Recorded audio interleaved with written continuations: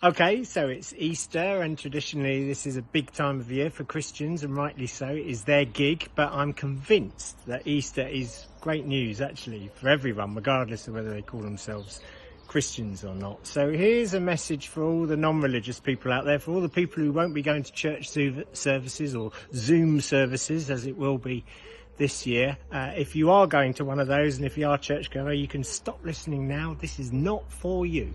This is for everybody else. Thank you. Go away now. Go on. Okay, so you'll often hear Christians say the real meaning of Easter is this and the real meaning of Easter is that, a bit like they do at Christmas. They've got the monopoly on the truth of it. And but of course, Easter and this time of year, greatly predates the Christian tradition. This is a hopeful time of year. It's a wonderful time of year. Spring, there's the birds are getting twitterpated, the sheep are lambing, there's new buds on all the trees and everything. It is intrinsically a really hopeful, joyful time of year. So I want to offer you a reading of the Easter story that is metaphorical, that can mean something for people that's not religious, regardless of whether they believe a man can come back from the grave, from death 3 days later. I want you to suspend your judgment on that really for a little while, and to hear another interpretation of the hope of the Easter story. Imagine if you were a great man, a popular man, a man who ordinary people absolutely loved, is betrayed by his friends, unjustly tried, sentenced to death, dies the cruelest of agonising deaths, and enters the ultimate self-isolation of the grave. And then 3 days later, the story goes, he came back from the grave.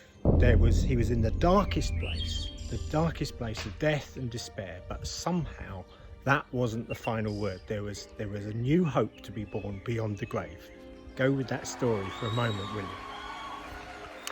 So there's a metaphysical story of death and resurrection going on in the universe all the time. I mean, at a cellular level, in my body today, millions of cells have died, and yet, thankfully, at the same time, millions of new cells have come into being. At the macro level, we know that stars have been birthed and have been born probably at this time, but equally stars have collapsed in themselves and new things are coming out. That is going on. And at a quantum level, my subatomic particles that existed way before this arbitrary date we call the 2nd of March 1965. They existed in trees and in birds and in sea creatures and all kinds of things. And after my physical death, they will continue to exist, probably as those very same things and many more things beside. Death and resurrection at a very metaphysical level is in the universe. So what if this Jesus story could be understood as a spiritual understanding of a metaphysical reality that we can all agree on, that all of us can agree on? What if this was a deeper understanding, that actually when we face day by day those places of darkness and death, those real experiences of darkness and death that all of us experience in our lifetimes, but we can face them with a certain amount of courage and hope? Because death isn't the last word, because resurrection always comes after death. In fact, it's a prerequisite of resurrection that we have to have death. What if death isn't the last word? And what if the truest thing about you, and when I say you, I mean every single atom that makes up you, what if the truest thing about you and your reality is that you are an expression of the divine's endless love? What if you were created in the very image of God? What if you are in fact unceasing, a bit like the rest of the universe? See, this story can still speak to you because all of us face little deaths all the way through our lives. We lose a job, perhaps a job that we really, really loved, or we lose our health, or we lose a relationship. It just goes badly wrong.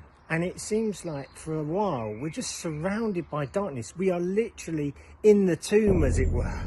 There's darkness all around. It's Easter Saturday. It's the place of death. Death energy seems to be surrounding us. All of us can relate to that at some times in our lives. So when death energy surrounds us, the Easter message is simply this: don't give up hope.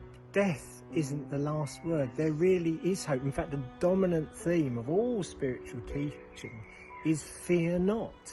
There is hope. And here's where the good news gets going.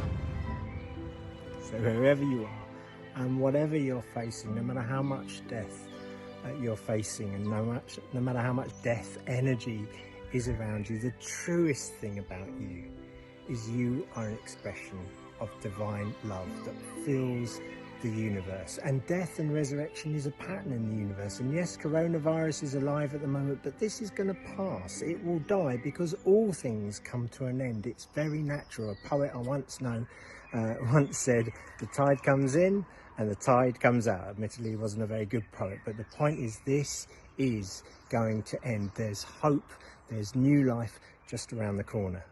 So I've got really good friends at the moment, just wondering how they're going to survive post-lockdown. They're facing the loss of their livelihoods, their businesses. They don't know what's going to lie ahead. And I don't want to underplay the reality of that and the terror, actually, of that awful, awful situation that so many of them are going through. But I do want to try and say this to my dear friends.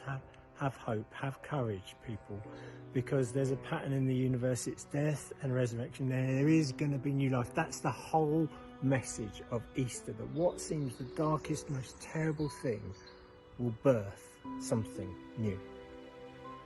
So Easter, spring, resurrection, whatever you believe, the message really is the same. Death, resurrection, death, resurrection, death, resurrection. There's a cycle going round in the universe, and we all have the privilege of being a part of it. The message of Easter is there's always hope the other side of death. So whatever deaths you may be facing at the moment, I hope that you will take with you this great message of Easter, beyond the chocolate and all the other celebrations that may or may not be going on this Easter. I want to say there really is hope. Hang on to resurrection life, dear friends, and resurrection hope. And I wish all of you a really happy Easter.